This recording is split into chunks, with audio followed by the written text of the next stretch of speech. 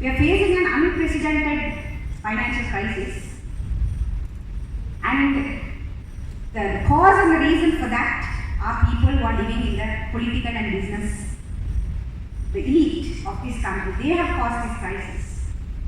But somehow, from last month, the Labour Minister has somehow decided and concluded that one of the reasons for this crisis is because investors are not coming into this country, and the reason why investors are not coming into this country is because we have very stringent labour laws. So the problem is elsewhere, but our government and the Labour Minister is trying to find the solution elsewhere. எனவே எப்பொழுதுமே ஒரு நாடு இவ்வாறான ஒரு நிலை மாறி ஒரு பாதையற்ற நாடாக இருந்ததாக கூறி நான் நமது தொழிற்சங்கத்தின் பொதுச் செயலாளர் அமரசிங்கவிடம் கலந்து கொண்டிருக்கும் பொழுதுதான் அவர் கூறினார், நமது நாட்டிலே தொழிலாளர் சட்டங்களுக்கென்று ஒரு கொள்கை பிரகடனம் காணப்படுகிறது. இந்த கொள்கை பிரகடனமானது 1995 ஆண்டு workers charter, national workers charter என்று கூறப்படுகின்ற 1995 தொழில் தரகர்கள்,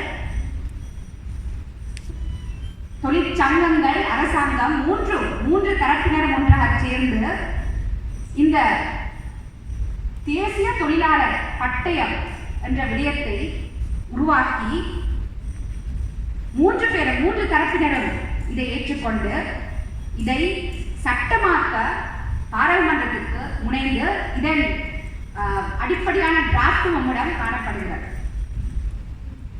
So I was wondering whether our country was always this directionless, whether we were always led by political actors who do not know what they are doing. So I was discussing this with the General Secretary of the Commercial and Industrial Workers Union, and he said no. In 1995, employers, trade unions, the government sat together, and we agreed on a policy document which was supposed to be legislated, and a draft was formulated, and that is called the National Workers Charter. Employers, workers and the government agreed, and a workers charter was drafted, and this was supposed to be legislated, but this never happened. எனவே நமது நாட்டில் தொழிலாளர் சட்டங்களை உருவாக்குவதற்கென்று நாங்கள் முதலில் ஒரு கொள்கை பிரகடனத்தை செய்துவிட்டோம்.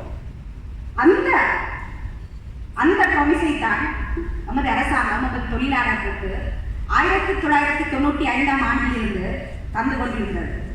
This is a promise and a pledge which was made by the state since 1995 to draft and enact a workers' charter which was agreed on at the National Labour Advisory Council by employers, by unions and by the government. And somehow this promise has been forgotten, and today we are faced with a Labour Minister who has neither knowledge of labour policies or labour laws, and is shamelessly coming to a so-called consultation process and saying, we want to draft labour legislations which should be employer friendly, we should be investor friendly. Those are his words. And then அடுத்ததாக தொழிலாளர்கள் இந்த தொழில் அமைச்சர் அழைத்த இந்த கன்சல்டேஷனுக்கு அல்லது எமது கருத்துக்களை கேட்பதற்காக அழைத்திருந்தார் கூட்டத்தில், இவ்வாறான கூட்டத்தில் தான் அழைத்திருந்தார். அப்பொழுது தொழிற்சங்கங்கள் அதற்கு போகவில்லை.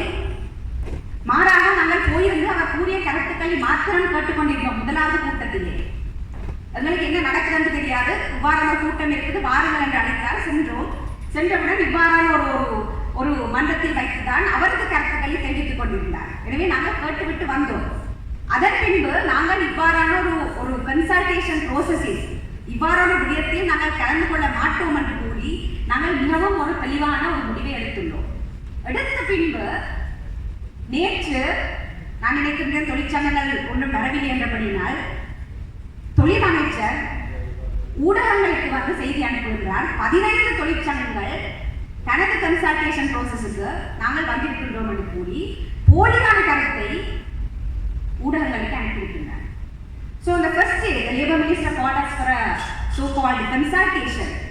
Not consultation, he wanted to inform us what is this new labor law reform process. He was telling us in the media that a draft will be ready by end of May, then he said the draft will be ready by end of June. So we assumed that the Labour Ministry had a draft because they were saying a draft will be ready by end of May. So we went for a program of this nature where there was a stage, there was a big tamasha held by the Labour Minister, so we went for this program. And the Labour Minister basically made a speech on stage, and the unions which participated very clearly said, we are completely opposed to this. You have not called the National Labour Advisory Council for several months. So if you want to have a consultation process, convene the National Labour Advisory Council. That is what we said. But yesterday, the Labour Minister has put, I believe it's a Labour Minister or someone from the Labour Ministry has put a news article in a newspaper saying he has consulted 15 unions on this new labour reform process. And it is ironic that the Labour Ministry is spreading some misinformation, particularly because few days ago, I believe at the instigation of the Labour Minister, the Labour Commissioner has complained to the IGP that some persons are spreading misinformation about the labour reform process. So, people speaking on social media about this ill-conceived labour reform process is misinformation, and a police complaint has been made against us because all unions share this post, right? So, police complaint has been made against us, but the Labour Minister or the Ministry has no shame spreading false information on national newspapers saying that we have participated or he has consulted us on this labour reform process or whatever it is he is initiating. எனவே இன்று இந்த கூட்டத்துக்கு வந்த நாங்களாக கூற வேண்டிய ஒரு மிகவும் தெளிவான விடயம், தொழிலாளர் சட்டங்கள் தொடர்பாக எமது அரசு தொழிலாளர்களுக்கு ஒரு ஒரு வாக்குறுதியை அளித்துள்ளது. 1995ஆம் ஆண்டு தேசிய தொழிலாளர் பட்டயம் என்ற விடயத்தை நாங்கள் சட்டமாக்குவோம் என்று கூறி ஒரு வாக்குறுதியை அளித்திருக்கின்றது. அந்த வாக்குறுதியை இதுவரைக்கும் அடுத்தடுத்து வந்த அரசாங்கங்கள் நிறைவேற்றவில்லை. எனவே முதலாவதாக நீங்கள் தொழிலாளர்கள் சட்டங்களை பற்றி பேச முன்னர் இந்த தொழிலாளர் பட்டயத்தை தேசிய தொழிலாளர் பட்டயத்தை சட்டமாக்கும்படி நாங்கள் கேட்டுக்கொள்கின்றோம். இரண்டாவதாக நமது நாட்டிலே நேஷனல் லேபர் அட்வைசரி கவுன்சில் தேசிய தொழிலாளர்கள் ஆலோசனை சம்மேளனம் என்ற விடயம் காணப்படுகிறது. அதை இந்த தொழில் அமைச்சர் பல மாதங்களாக அழைக்கவில்லை. இப்பொழுது புதிதாக அழைக்கின்றேன் என்று கூறிவிட்டு இருந்த தொழிற்சங்கங்களையும் இல்லாமல் ஆக்கியிருக்கின்றார். தொழிற்சங்கங்களாக நாங்கள் கூறுகின்றோம், உங்களுக்கு தொழில் சட்டங்களை உருவாக்க வேண்டுமானால் முதலிலே இந்த தேசிய தொழிலாளர் ஆலோசனை சம்மேளனத்தை மீண்டும் கூட்டவும். அன்று 14 தொழிற்சங்கங்கள் இருந்தால் கூட்டி அழைத்தால் நமக்கு பிரச்சனை இல்லை. இருந்த தொழிற்சங்கங்களை இல்லாமல் ஆக்க வேண்டாம். அந்த என்எல்ஏசியில் காணப்பட்ட ஒரே ஒரு பெண் உறுப்பினரையும் இன்று இல்லாமல் ஆக்கியிருக்கின்றார் தொழில் அமைச்சர். அதன் பின்பு பெண்களை பாதுகாப்பதற்கு சட்டங்கள் கொண்டு வராங்க. எனவே இந்த தேசிய தொழிலாளர் ஆலோசனை சம்மேளனத்தை கூட்டி அதன் மூலம் அடுத்தடுத்து வருகின்ற தொழிலாளர்கள் சட்டங்களை பற்றி கலந்தாலோசிக்கும்படி நாங்கள் இரண்டாவது கோரிக்கையை விடுகின்றோம். So I want to demand from the state two things. The state has promised and pledged to our workers that they would enact this National Workers' Charter. And I want to read the preamble because it's quite telling. It says, whereas Sri Lanka is committed to the ideas enshrined in the declaration and the conventions and recommendations adopted by the International Labour Organization, and the last section of this Workers' Charter says, the state shall ensure that the foregoing proposals will be implemented effectively either by enacting new legislation or by effecting necessary amendments to the existing labour or other legislation, in consultation with the workers, employers representatives in the National Labour Advisory Council. That is the body which has been recognized by workers, by the state and by the employers. So whatever drawbacks the National Labour Advisory Council may have, for instance, we don't have enough female representatives in the National Labour Advisory Council. So those things have to be rectified for sure.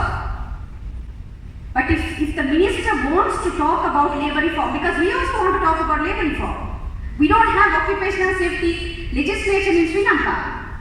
We don't have workplace harassment legislation in Sri Lanka. We don't have legislation to protect domestic workers in Sri Lanka. So we also want labour reform. We also want new labour legislation to meet the standards of the modern world. So we also want that should follow a proper process. The National Labour Advisory Council should be convened. And when the National Labour Advisory Council is convened, it should be an inclusive National Labour Advisory Council. There has to be female representation. There has to be proper representation. If we had traditionally had 14 unions, expand it. We are not opposed to expanding the National Labour Advisory Council. But convene the National Labour Advisory Council and follow the proper process when it comes to labour reform. So these are the two demands which I want to make to the state from this stage. And finally want to say, do not be misguided by what this labour minister is calling as progressive laws, flexible laws and so on. There is nothing progressive or flexible about or in favour of the workers in terms of the labour laws is proposing. Every single labour law he is proposing is anti-worker, anti-union, and it would leave our workers destitute in this time of crisis. So as unions, we completely oppose this current labour law reform process which has been initiated by the Labour Ministry. Thank you.